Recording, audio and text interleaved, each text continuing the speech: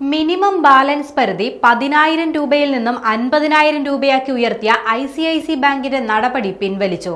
Savings അക്കൗണ്ടിലെ minimum balance പരിധി ഒറ്റയടിക്ക് 5 മടങ്ങായി ഉയർത്തിയ നടപടി കനത്ത പ്രതിഷേധങ്ങളെ തുടർന്നാണ് പ്രമുഖ സ്വകാര്യ ബാങ്കായ ICICI ബാങ്ക് പിൻവലിച്ചത്.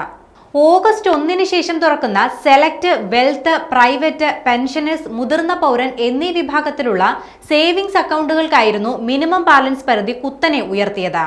കുറഞ്ഞ മിനിമം ബാലൻസ് പരിധി മെട്രോ നഗരങ്ങളിൽ മാസം ശരാശരി 50,000 രൂപയാക്കിയിരുന്നു. ഇത് 15,000 രൂപയാക്കി ഇപ്പോൾ കുറച്ചിട്ടുണ്ട്.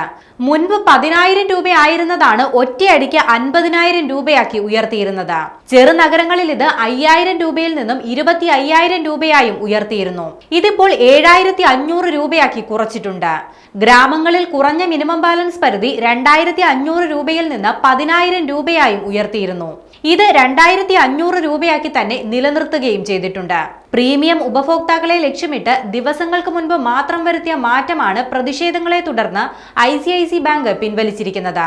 പുതിയ മാറ്റങ്ങൾ സാലറി അക്കൗണ്ടുകൾ, 60 വയസ്സിന് മുകളിലുള്ള മുതിർന്ന പൗരന്മാർ, പെൻഷൻകാർ, ബേസിക് സേവിങ്സ് ബാങ്ക് ഡെപ്പോസിറ്റ് അക്കൗണ്ടുകൾ, ജൻധൻ അക്കൗണ്ടുകൾ, പ്രത്യേക പരിഗണന അർഹിക്കുന്നവരുടെ അക്കൗണ്ടുകൾ എന്നിവയ്ക്ക് ബാധകമായിരുന്നില്ല.